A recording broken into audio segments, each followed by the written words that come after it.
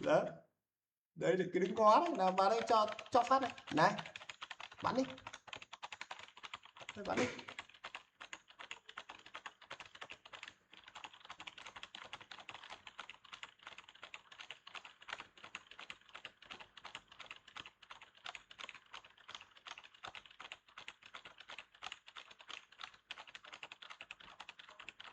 Đó, đó đứng mà bắn.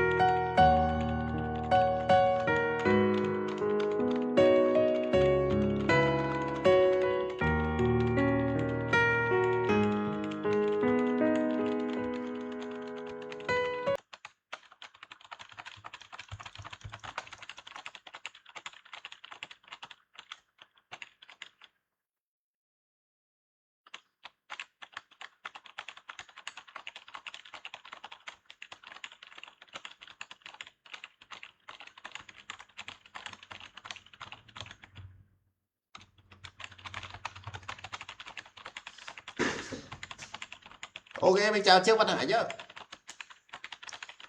Mấy con sâu đấy đang đuổi theo ai mà nó cứ đi hình tròn này nhỉ? À, một điếu bơ nó mà truy đuổi luôn.